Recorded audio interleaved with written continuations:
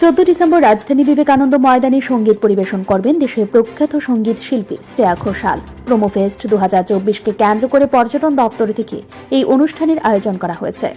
দেশের কিংবদন্তি সঙ্গীত শিল্পী শ্রেয়া ঘোষালের সঙ্গীতানুষ্ঠানের জন্য প্রস্তুত হচ্ছে পর্যটন দপ্তর। চলছে পাস প্রদানের পালা। 11 ডিসেম্বর থেকে প্রদান করা হবে পাস। পর্যটন দপ্তর অধিকর্তার অফিস থেকে বিনামূল্যে দেওয়া হবে এন্ট্রি পাস।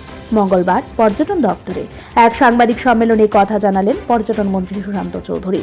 তিনি বলেন, পাস দেওয়া হবে বিনামূল্যে। এর জন্য কেউ যদি কোনো ধরনের টাকা চায় তাহলে তাদের বিরুদ্ধে পর্যটন দপ্তরে অভিযোগ করলে শাস্তির ব্যবস্থা হবে।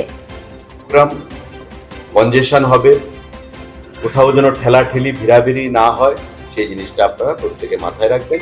এবং 4:30 থেকে 5টার মধ্যে আপনারা অবশ্যই এই প্রোগ্রামে উপস্থিত হওয়ার জন্য আমি আহ্বান জানাবো আপনাদের কাছে। কারণ শ্রেয়া ঘোষাল যখন আসবেন শিল্পী, তখন পিক টাইমে হয়তো এমনও হতে পারে যে পাস আছে কিন্তু আমি ঢুকে হয়তো চেয়ার পেলাম না, বা পাস আছে হয়তো ভিড়াভিড়ির ঠেলায় আমি মাঠে ঢুকতেই পারলাম না, এমনও হতে পারে। তাই আমি আহ্বান জানাবো প্রত্যেকের কাছে, আপনারা সঠিক সময়ে 4:30 থেকে 5টার মধ্যে অবশ্যই মাঠে প্রবেশ করুন। আপনাদের অবগতির জন্য সাংবাদিক বন্ধুরা এবং জনগণের অবগতির জন্য আমরা 3 ধরনের এন্ট্রি পাস করছি। এই পাসটা হবে, আমরা খুব লিমিটেড করছি সামনের সারির জন্য।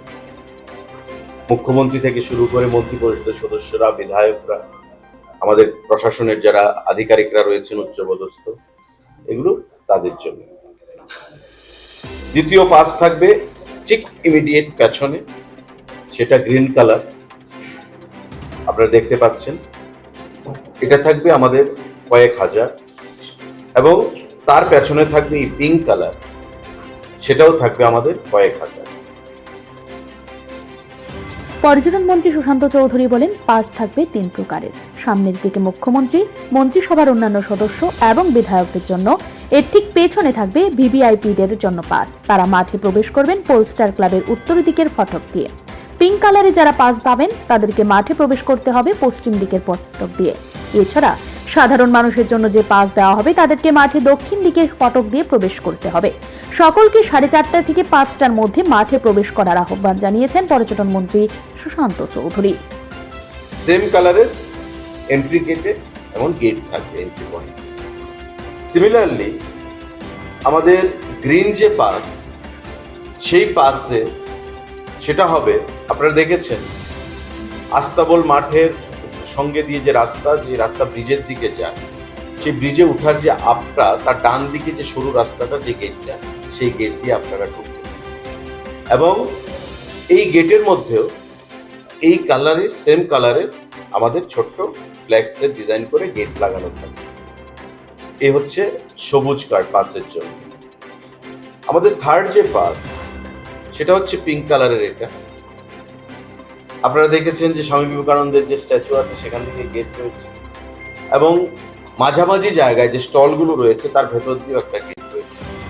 সেই গেট দিয়ে আপনারা সেখানে ঢুকবেন, এবং এই পিঙ্ক কালারের পাস, সেখানে গ্যালারিতে বসার জায়গা থাকবে বা সামনে ব্যারিকেড থাকবে, সেখানে আপনারা থাকবেন।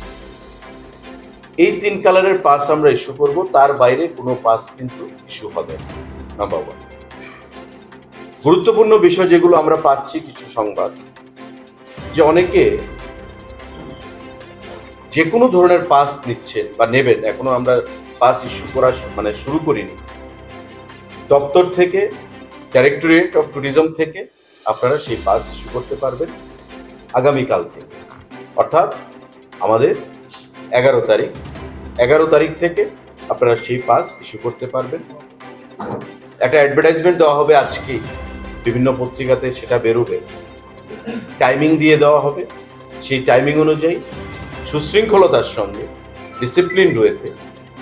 এদিকে পাস প্রদানের জন্য সব ধরনের প্রস্তুতি চূড়ান্ত করে নিয়েছে পর্যটন দপ্তর। বুধবার থেকে প্রদান করা হবে পাস। টাউন হলের পশ্চিম পাশে অবস্থিত পর্যটন দপ্তর থেকে বিলি হবে এই পাস।